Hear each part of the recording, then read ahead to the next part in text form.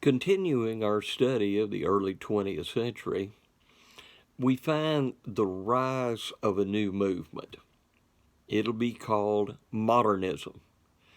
Now, modernists were rebellious intellectuals, writers, artists, and basically they wanted to create a new worldview that rejected traditional notions of reality and values.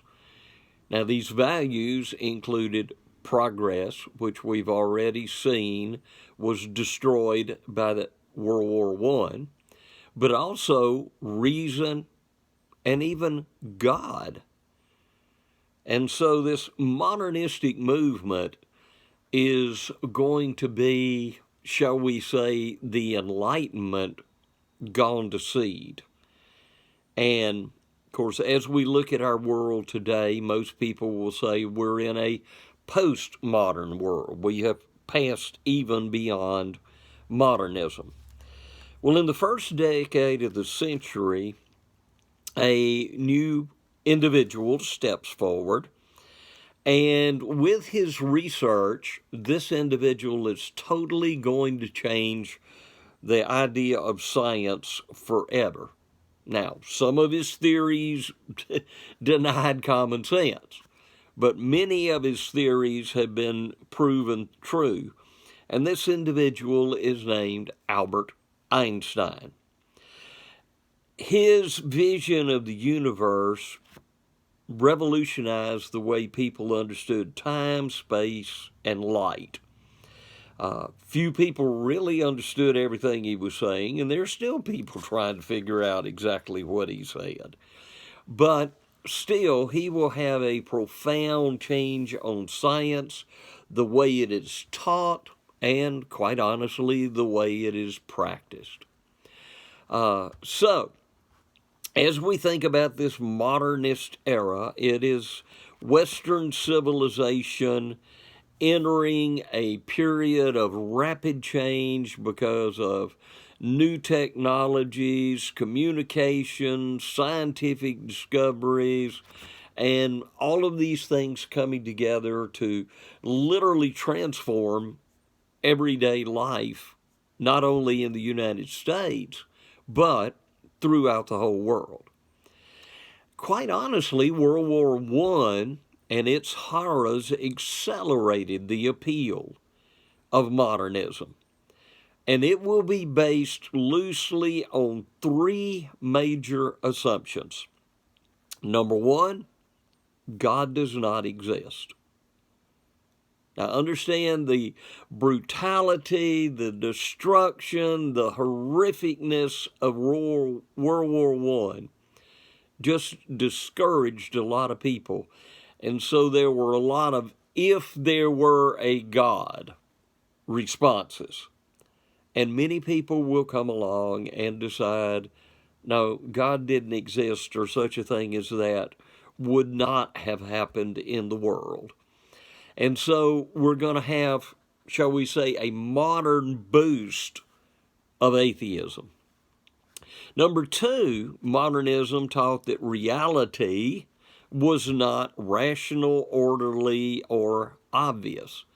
And once again, the chaos, the destruction of World War I helped create that concept as well. And then number three, social progress could no longer be taken for granted. It was like Europe and the world took steps backwards because World War I was such a brutal, vicious activity. And so modernism involved a new way of seeing the world by intellectual and cultural elites determined to capture and express the hidden realm of imagination and dreams. So this will be something that will impact literally the rest of the 20th century. Literature, art, many things in the 20s were greatly influenced by the horrors of World War I. And you will have a lot of the writers of that time period being labeled the lost generation because they lost their faith in the values and the institutions of Western civilization and were frantically actually looking for new gods to worship. Ernest Hemingway is one of these individuals. F. Scott Fitzgerald is another. He wrote about self-indulgent and self-destructive people like himself who drank and partied too much and were zooming around in their cars. And everyone in this group had a sense of impending doom, that the world and society had lost its meaning through the distorting discoveries of modern science and the horrors of the war. Now, the vast majority of Americans looked at all of these self-indulgent individuals, and the attitude is kind of, huh? What? What's going on? And they will begin to react, sometimes overreact, to what is actually going on in their world. And so, as they do, there are some old established values and certainties that a lot of the older generation will look to and revert back to. One of them will be nativism again. The Red Scare of 1919 renewed a scare among many individuals about large-scale immigration. Of course, it had been cut off during the war, and there was a lot of anti-immigrant hysteria going on. And concerns about invasion from foreign radicals led Congress to pass an Emergency Immigration Act of 1921. And virtually this placed a no vacancy sign on the U.S., and it would isolate those who came from each European country. Quotas were established, and the quotas were to favor immigrants from Northern and Western Europe and to reduce those from Southern and Eastern Europe. Now, there was quite honestly a religious undertone to all of this immigration. And that religious undertone was the fact that they were anti-Catholic. They did not want Catholic individuals moving into this country, and many of Central and Eastern Europe's people were either Catholic or Orthodox, and that was a way of trying to cut down on them coming into this country. The Immigration Act of 1924 did leave the gate open to new arrivals from countries in the Western Hemisphere. And for the first time, we actually have a new category of people in the United States called the illegal alien. As a result, the Klan comes back into existence during the 20s. And this revived Ku Klux Klan is no longer a Southern group intent on terrorizing African Americans and carpetbaggers and scallywags. It is a nationwide organization devoted to 100% Americanism. So it is purely a total racist group. It called for strict personal morality, opposed bootleg liquor, preached hatred not only against African Americans, but Roman Catholics, Jews, immigrants, communists, atheists, prostitutes, adulterers, anybody they didn't like, they were opposed to. And they inflamed emotions tremendously among many, many, many people. They resisted diversity. They basically wanted a standard, stamped out, if you will, type of American. And they were going to work very much to bring that about. Now, many of the Klan members were small farmers, sharecroppers, wage workers, but this new Klan had attracted doctors, lawyers, accountants, business leaders, teachers, and even politicians. By 1923, the new Klan had more than 4 million members, including judges, mayors, sheriffs, state legislatures, 6 governors, and 3 United States senators. So it was no longer what some people would have coined a redneck organization. It was a very powerful, influential organization going on in the United States. Well, another reaction to modernism is going to be called fundamentalism. Now, fundamentalism basically were a group of people who were defenders of, quote, old-time religion. They felt that that was being threatened by these progressive Protestant churches, and especially that the idea of the Bible should be studied in light of modern scholarship.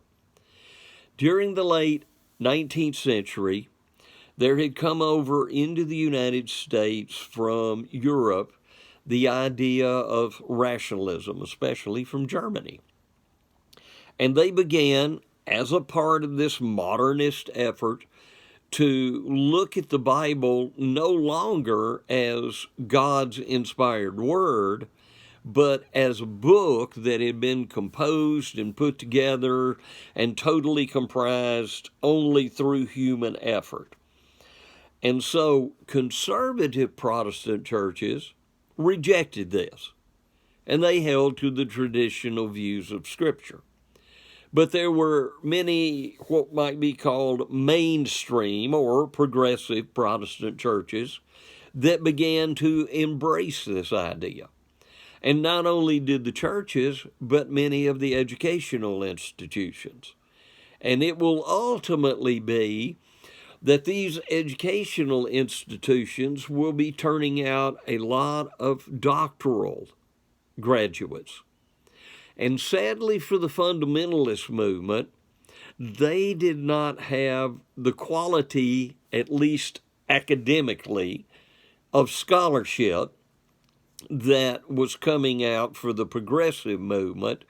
And as a result, they were generally disdained, mocked, laughed at, and so on by the progressives because they were considered to be a bunch of uneducated buffoons, for a lack of a better term to describe it. And so you have 2 ideologies further dividing Protestantism in the United States. The idea that the Bible's sort of kind of a guideline, or the idea that the Bible really is the Word of God. And these fundamentalists will coin a term for the progressives. They will call them liberals. And this is something that has existed in the United States for years and years and years. Okay. Much of the press will actually take the side of the highly educated academics, and they will disdain the fundamentalist movement.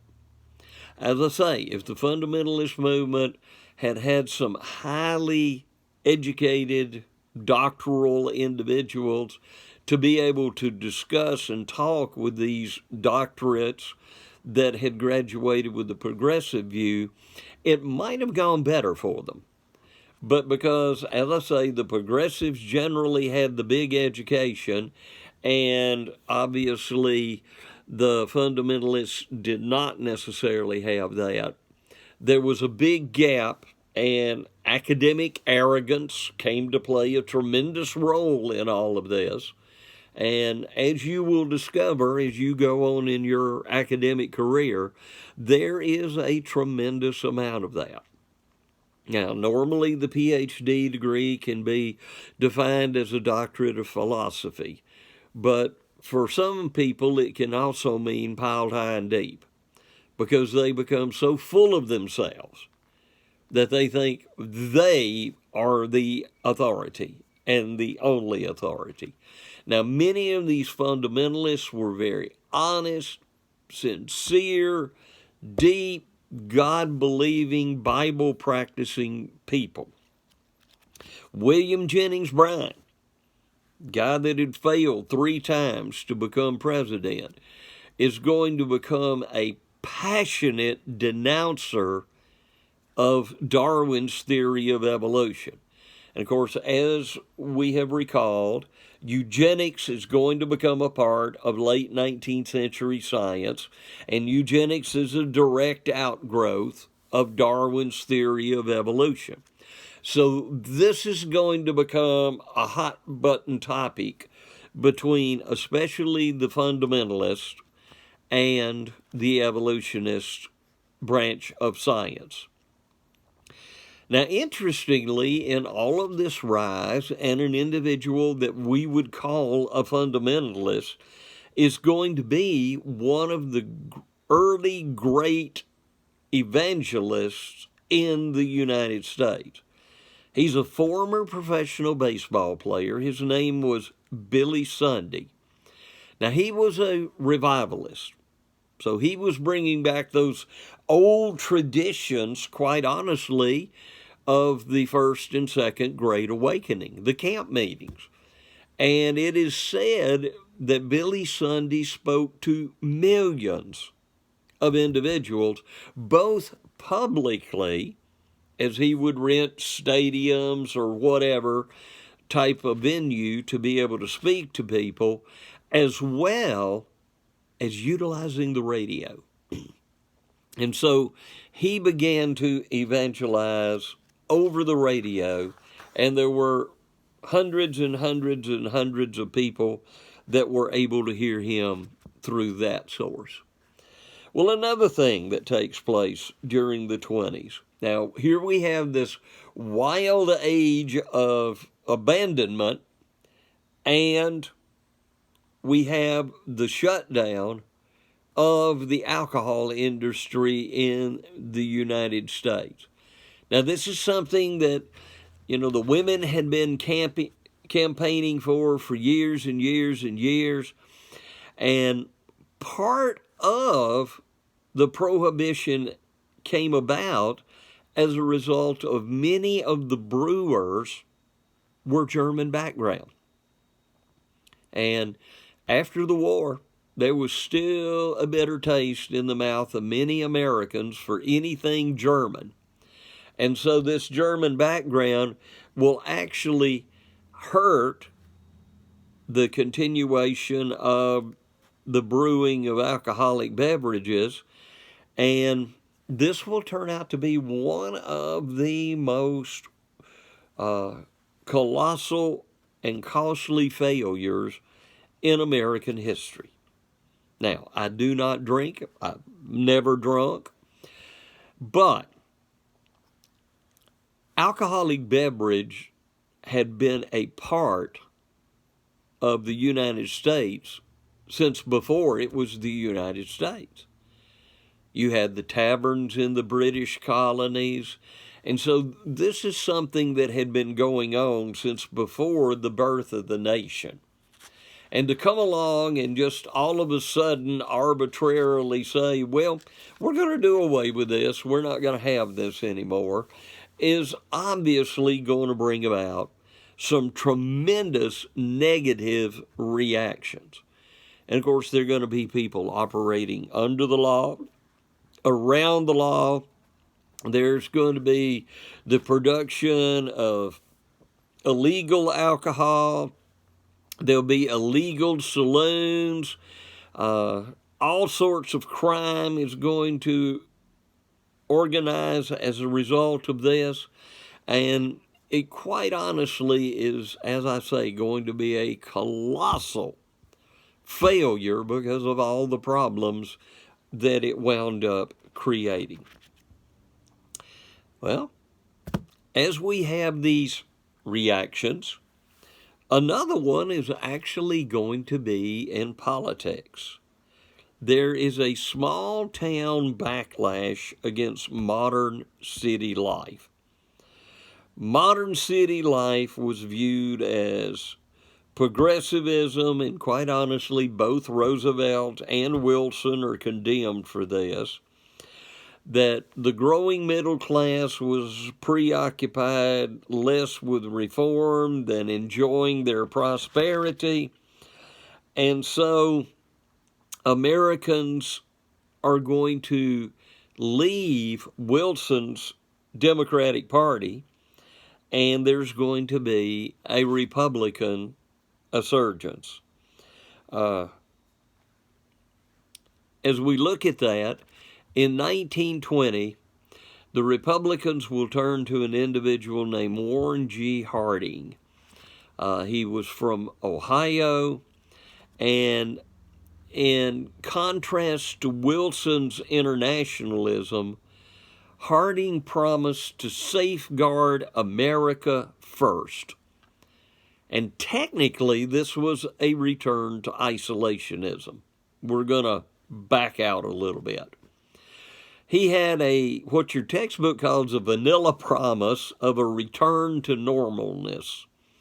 And he was well liked, but quite honestly, as a president, he was well beyond his abilities to be able. And in the background, Harding was not exactly the most upstanding individual that has ever served in the White House. He had little regard for public issues. He had little regard for the dignity of the office, and he continued a long-standing, well-known affair while he was president. Now, the country overwhelmingly voted for Harding, and the Republicans got majorities in both houses of Congress. So they're back in control once again. Now, the one thing many people have compared Harding to Grant. He had some of the best minds in the party, and then he had some of the worst characters in the party. And he, very much like Grant, could not today moral decay.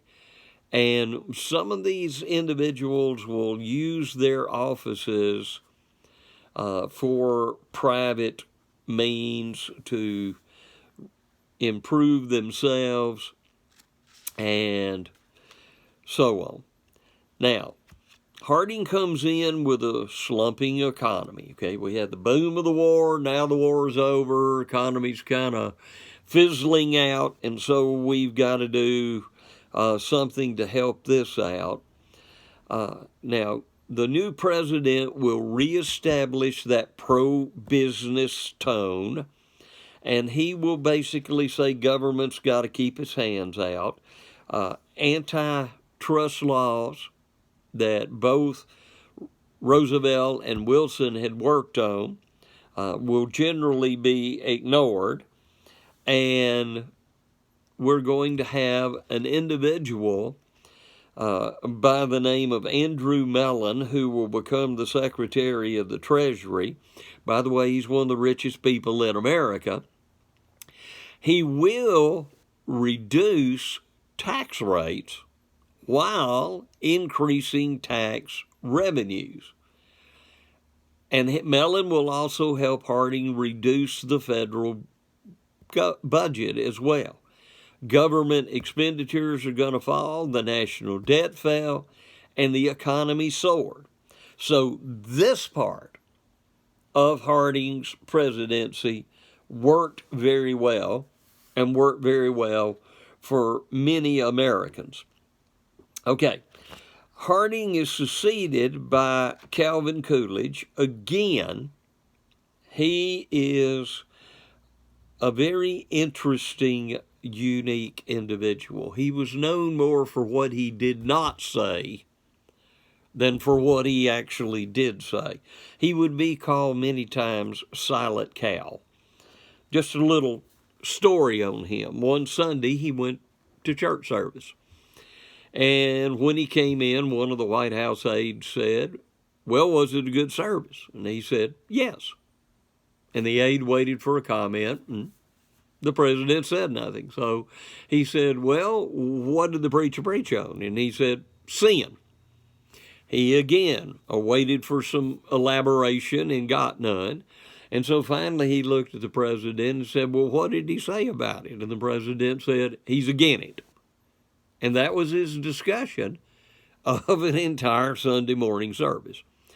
So definitely Coolidge was not an individual that was going to get himself in a lot of trouble by just running off at the mouth. Interestingly, Harding will be able to appoint 4 conservative Supreme Court justices, including a former president, William Howard Taft. So that is kind of an interesting thing, that a man will go from serving as President of the United States and he will actually become Chief Justice of the United States Supreme Court. He did allow African Americans in some federal jobs and spoke against vigilante racism, especially in the South. And quite honestly, during his time, organized labor is actually going to suffer. And there are 3 main reasons for this. Number one, the Red Scare. And many people associated the unions with the idea of radical socialism. So that just terrified and scared a whole lot of people. So that will hurt unions. Secondly, that downturn in the economy, the little depression that occurred after the war, and the many strikes that followed that will help hurt the unions as well.